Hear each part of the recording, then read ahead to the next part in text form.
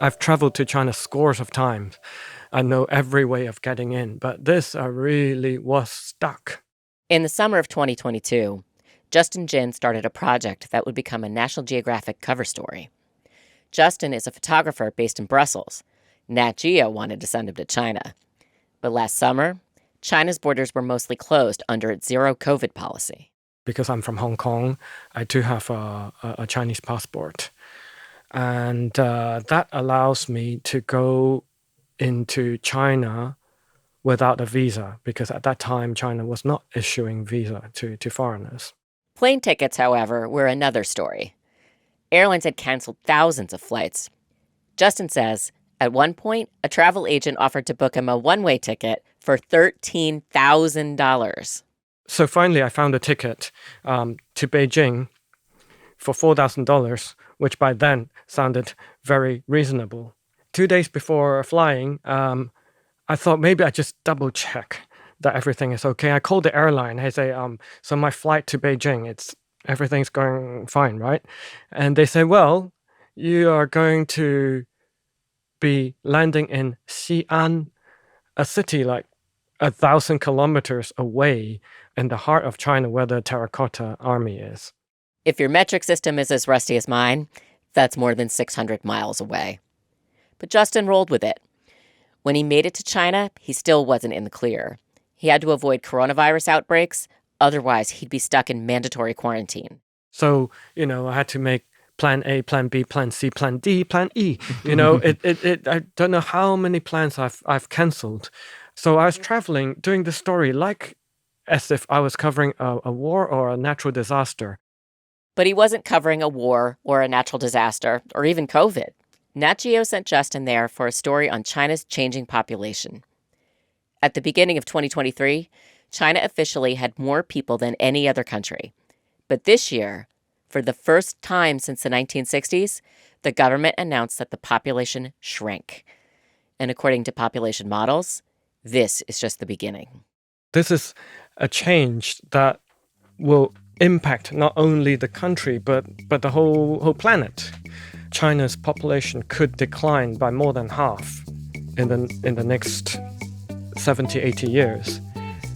This is a moment when a country that was very worried about its overpopulation just a few decades ago are now threatened by a population decline. I'm Amy Briggs, executive editor of National Geographic History magazine, and this is Overheard, a show where we eavesdrop on the wild conversations we have at Nat Geo and follow them to the edges of our big, weird, beautiful world. There are 8 billion people on the planet, more than ever before. Over the next couple of weeks, we're focusing on women in 2 countries headed for big change. This week, why Chinese women are choosing to get married less and having fewer babies. Justin explains how a huge geopolitical shift can be explained in part by doggie daycare, the rise of male escorts, and luxury care centers for new moms. And we'll go inside the Chinese propaganda pressuring young women to have babies and learn why more women are saying no. That's coming up. But first, fuel your curiosity with the free 1-month trial subscription to Nat Geo Digital. You'll have unlimited access on any device, anywhere, ad-free, with our app that lets you download stories to read offline. Explore every page ever published with a century of digital archives at your fingertips. Check it all out for free at natgeo.com/exploremore.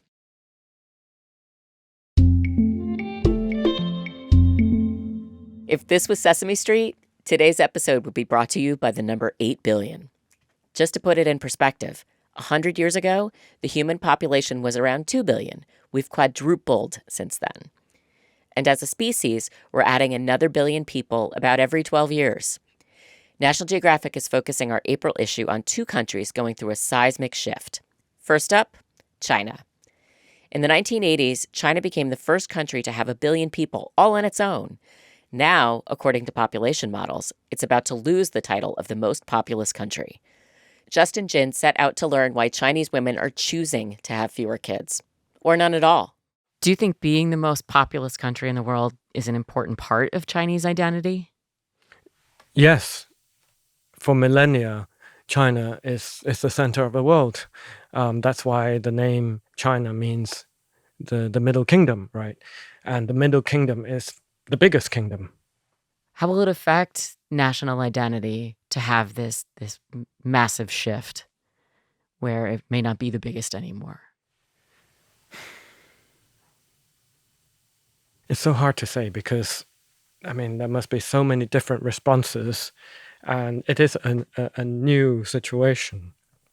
So I think a lot of people are processing this idea that China is no longer the biggest country, and if coupled with an economic decline, then that's also something they will find it hard to digest. So we photographed these moments in modern China, for the story. But before we talk about those, I think we need a little bit more background. Why is China's population shrinking?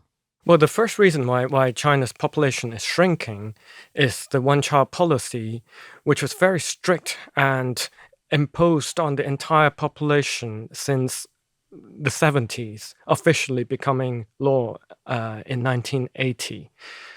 And it's not just a number thing where, if you allow people to have one child, they have one child. If you loosen the law, they will have more children. It's not really like that because you have a whole generation of people growing up a single child. And so when it comes to their turn to procreate, they think it's just a normal thing to not have siblings. Yeah, so the law, that law's been repealed, and you would think, birth rates would go right back up, but it sounds like that's not the case. No, there's also another change happening, and that's the gigantic shift from sort of agrarian culture to urban living, urbanization of the country. So when I started out as a correspondent for Reuters in the 90s, we used to describe China as a country with 80% farmers. And now less than half of the population are farmers, and it is projected that within 2 decades only 20% of the population will be agrarian. So that's like a complete reversal. And of course, life is becoming very expensive. It's a very competitive society. So people tend to invest a lot in their children. Kids doing violin class, ballet, some even learning Latin. Imagine the cost of putting kids through this roster of extracurricular training. The cost of raising a child is on par with the States, yet the median income in China is still much lower. So for many, many families, it just makes much more sense to have one child nowadays, if at all. So you have this story of, population change. And that seems sort of, to my mind, it seems abstract. How did you decide to approach it?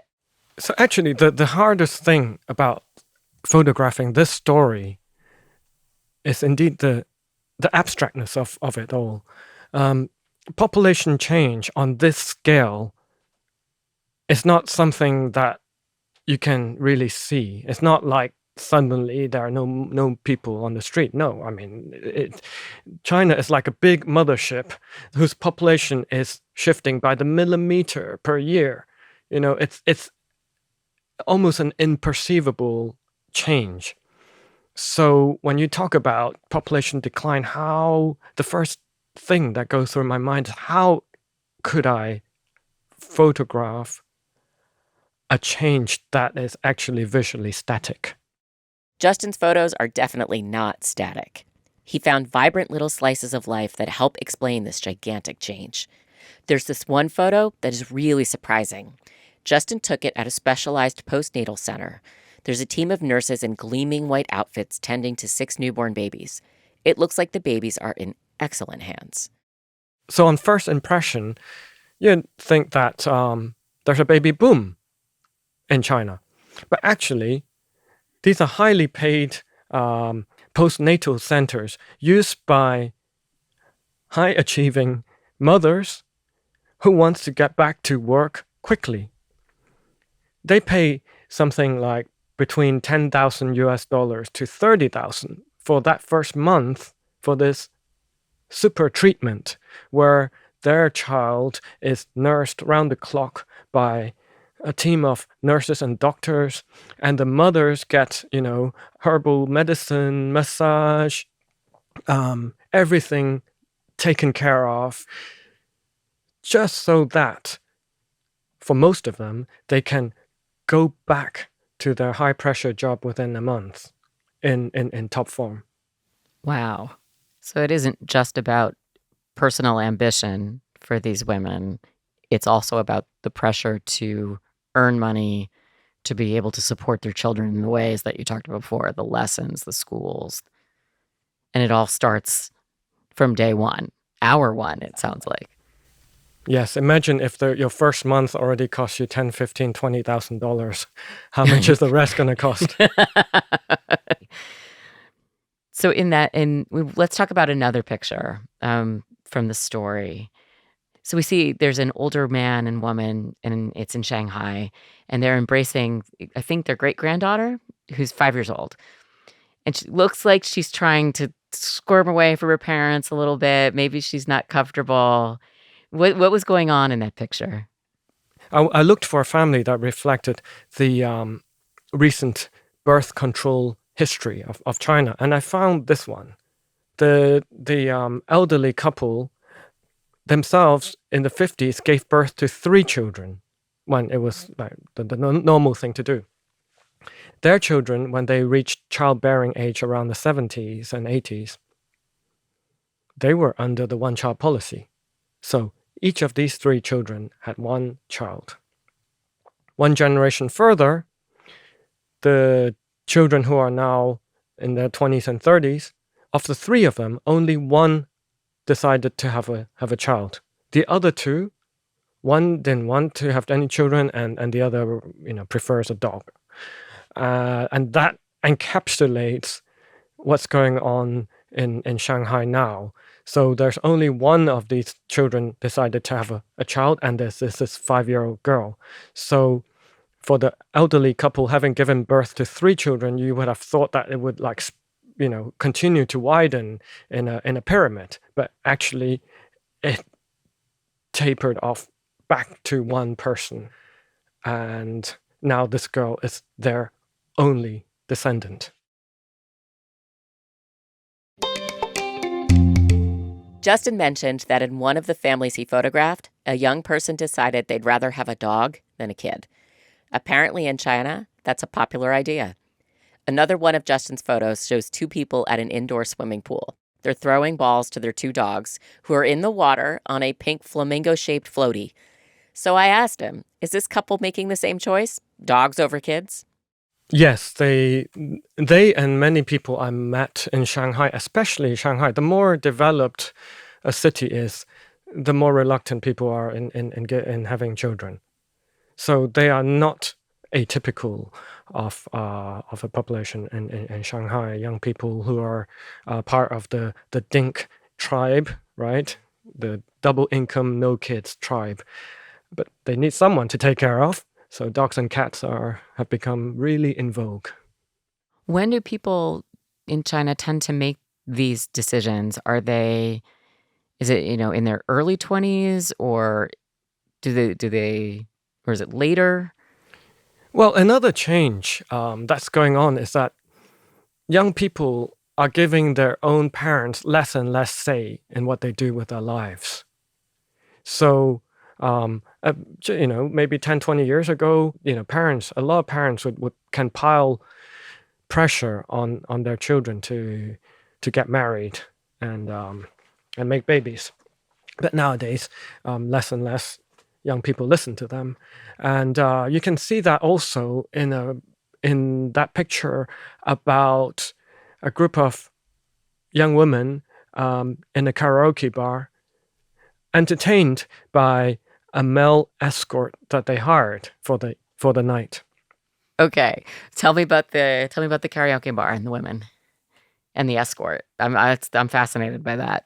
So this group of women, they They hired the male escort to energize their night out, keep them company, sing with them, pour them beer and wine.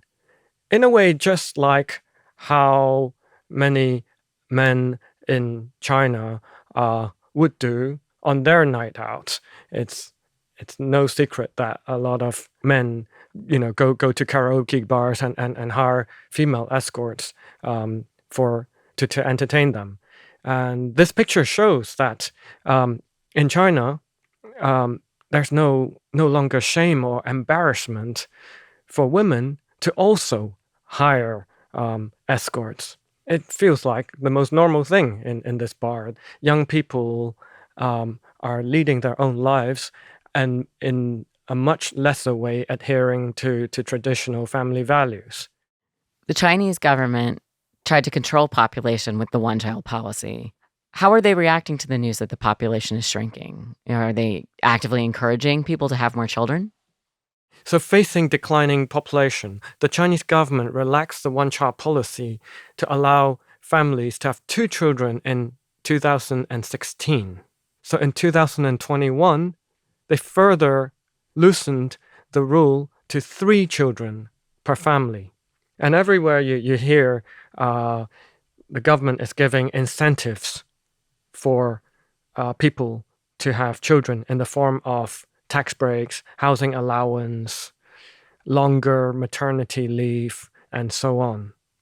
But these measures might be too late. It turns out that's actually not all the government is doing. Talking to Justin made me want to know more about how Chinese women make the decision to have kids. That led me to Leda Hong Fincher, a sociologist at Columbia University who has studied one particular type of Chinese propaganda. The government sees its goal as really targeting women, trying to persuade or coerce them or shame them into feeling like they really need to hurry up and get married, or they'll be too old and no man will ever want them. In the early 2010s, Leda was doing research in China. She started to hear about this propaganda campaign targeting young women. That's where she got the title of her first book. It's called Leftover Women. I was a PhD candidate in sociology at Tsinghua University in Beijing at the time. I was interviewing a lot of young women as well as young men. And I realized that a lot of these young women felt pressured to avoid becoming a so-called leftover woman, which was defined by the Chinese government as a single educated woman, 27 years old or older. And 27? well, that's actually the official designation of the age for a so-called leftover woman. But in fact, when I was looking at the propaganda surrounding the term, it was even used to describe women who were in their mid-20s or sometimes even younger. Oh my God. 27's really young. Well, it is very young. So it's when I started looking into the origins of this term, and I realized that this was actually a very deliberate propaganda campaign that was shaming single, educated Han Chinese women primarily. And the message was extraordinarily sexist and really shocking levels of misogyny. I mean, is this campaign working? Or are more women okay with still pursuing their own career and agenda, even if it means, being labeled a leftover woman? The campaign came out in 2007, and for the first few years around then, it was really working. Chinese society has changed a lot, and if you look at the marriage rates, they actually peaked around 2013, and they've been falling every consecutive year since, and birth rates are also falling. Obviously, you can never predict the future entirely, but I think that this is a trend that is going to continue. So the subtitle of that book is The Resurgence of Gender Inequality in China. So I'm wondering if there was a time in China when there was gender equality. Can you run me through the history of that? What does gender equality look like in the past in China? Communist China in the early stages made gender equality this rallying cry. I mean, there was this long revolution, and the communists at the time in the 1920s and 1930s had all sorts of platforms like we're going to educate all women. There was a very high illiteracy rate. Um, and we're going to put all women to work. And women can have these very influential positions inside the Communist Party. And so a lot of women joined the communists because they found that message of gender equality to be really appealing. So then, after the founding of the People's Republic in 1949, China in the early communist era achieved these amazingly high levels of female labor force participation. Women were supposed to be treated equally to men, and Mao Zedong's one of his most famous sayings was, "Women hold up half the sky." Leda says one of the biggest legacies of Mao's rule was in education. Most women and girls used to be illiterate in China, certainly when the communists came to power in 1949. And then that was one of the achievements of the Communist Party, was that they were able to educate women and girls. So today, women in China are more educated than ever before in Chinese history. But after Mao's death in the 1970s, things began to change. The Chinese economy was stagnating, and China's new leaders wanted to rev it up. They moved away from Mao's policies and introduced free market reforms. In the 80s and 90s, the economy soared, but mostly men were reaping the benefits, and women were locked out. As Leda writes in her book, a combination of factors, including skyrocketing home prices, a resurgence of traditional gender norms, legal setbacks to married women's property rights, declining labor force participation among women, and the media campaign against leftover women, has contributed to the fall in status and material well-being of Chinese women relative to men. Marriage as an institution fundamentally does not protect women's rights. And so this is a big part of why you see more and more young women, especially those who've gone to college, saying that they don't want to get married. And because it's an authoritarian country where there is very, very little space for political dissent, if not no space, that this is one area where they can take control of their lives. So I know you're working on, a new edition of Leftover Woman for its 10th anniversary. What's it been like to revisit it? I mean, what still seems relevant a decade later? Yes. I have to say, I didn't reread the book for quite a few years. And so it was really eye-opening to see this book is incredibly relevant. I mean, the data, all of the statistics showed that marriage rates were still pretty high. But I was interviewing quite a few women who said, "Oh, marriage in China is a living hell. I'm never going to get married. I'm never going to have a baby." And I thought that was incredibly radical. And this is a trend that has shown up. It's very clear in the statistics now that women, especially educated women, are increasingly saying no to marriage and babies. Another big surprise for me was I thought, okay, it's been so many years. Surely it's like changed the propaganda. But what surprised me was practically every single example still exists. You can still find it Wow. through the state media, like sometimes word for word. But it is still just as sexist as it was then. Of course, the difference is young women in particular are just increasingly ignoring those messages.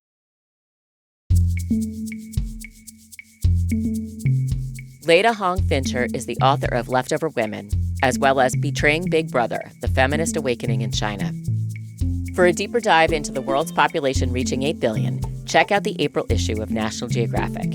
You can see Justin Jin's photographs from China, but that's just the beginning. Also, you can follow Justin on Instagram at justin.jin. If you like what you hear and you want to support more content like this, please rate and review us in your podcast app. And consider a National Geographic subscription. That's the best way to support Overheard. Go to natgeo.com/explore more to subscribe.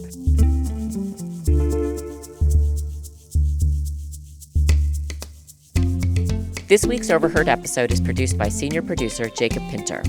Brian Gutierrez is our other senior producer. Our senior editor is Eli Chen. Our manager of audio is Carla Wills. Our executive producer of audio is Devar Ardalan. Hansdale Sue sound designed this episode and composed our theme music. This podcast is a production of National Geographic Partners. Michael Tribble is the Vice President of Integrated Storytelling. Nathan Lump is National Geographic's Editor-in-Chief. And I'm your host, Amy Briggs. See you next time.